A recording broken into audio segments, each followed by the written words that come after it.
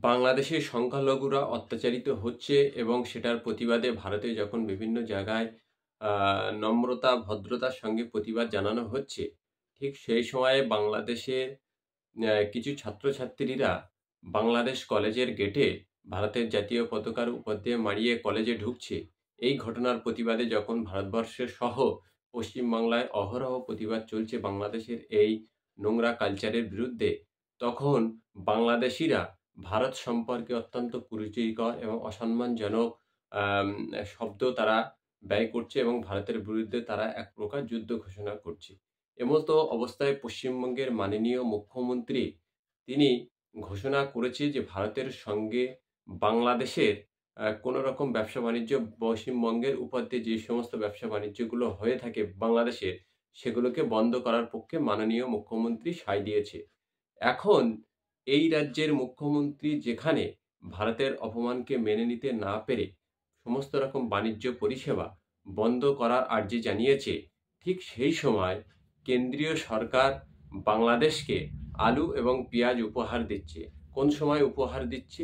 যখন ভারতের গর্ব, ভারতের আত্মসম্মান, আমাদের জানের সমতুল্য জাতীয় পতাকার উপরে তারা পা মাড়িয়ে চলে যাচ্ছে, সেই সময় মেকু বা ফেক ভেকধারী হিন্দু দরদি কেন্দ্রীয় সরকার, আবারও বলছি, শুভেন্দু অধিকারী একজন পাগল, নিকৃষ্ট, মানসিক ভারসাম্যহীন রোগী।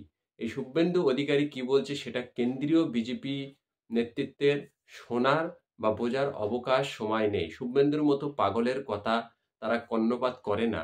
সেটা কেন্দ্রীয় সরকারের যে ছাড়পত্রের মাধ্যমে বা উত্তরবঙ্গ অর্থাৎ মালদা সীমান্ত দিয়ে আলু, পেঁয়াজ বাংলাদেশে পাঠিয়েছে ভারত সরকার। সেটা থেকে প্রমাণ হয় শুভেন্দু অধিকারীর মতন পাগল, মানসিক বিকৃতিগ্রস্ত মানুষের কথা কেন্দ্রীয় বিজেপি নেতাদের শোনার অবকাশ নেই বা কেন্দ্রীয় সরকারের শোনার অবকাশ নেই।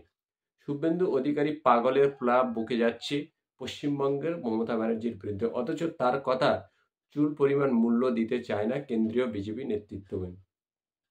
কেন্দ্রীয় ছাড়পত্রে ভারতের জাতীয় পতাকাকে অপমান করার পরেও কেন্দ্র বাংলাদেশকে ব্যবসা-বাণিজ্যের জন্য বিভিন্ন রকম মাল পাঠাচ্ছে এবং শুধু কেন্দ্রীয় সরকার ছাড়পত্র দিচ্ছে না, রাষ্ট্রায়ত্ত সংস্থা বা ব্যাংক যেগুলোর মাধ্যমে লেনদেন হয়ে থাকে দুটি দেশের মধ্যে, সেই রাষ্ট্রায়ত্ত ব্যাংকগুলো কিভাবে এলসি ওই সমস্ত ব্যবসাদারদের দিচ্ছে, যাতে করে তাদের ব্যবসায়িক আদান-প্রদান, আর্থিক আদান-প্রদানটা দুই দেশের মধ্যে বজায় থাকে, সেটাও কেন্দ্রীয় সরকার ছাড়পত্র দিচ্ছে।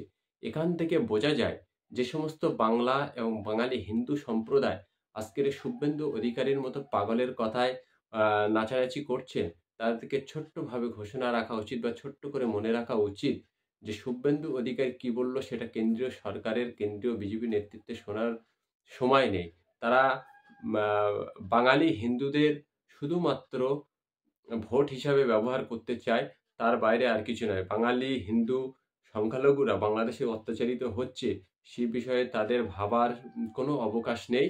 সেইজন্য তারা ভারতকে এত অপমান করার পরেও বাংলাদেশে তারা বিভিন্ন রকম পণ্য পাঠানো জারি রেখেছে, যাতে করে বাঙালি হিন্দু আরও বেশি করে নির্যাতিত হয় বাংলাদেশে। অতএব জাগো বাঙালি হিন্দু জাগো, শুভেন্দু অধিকারী সহ সমগ্র বিজেপিকে বাঙালি জাতি লাথি মারো।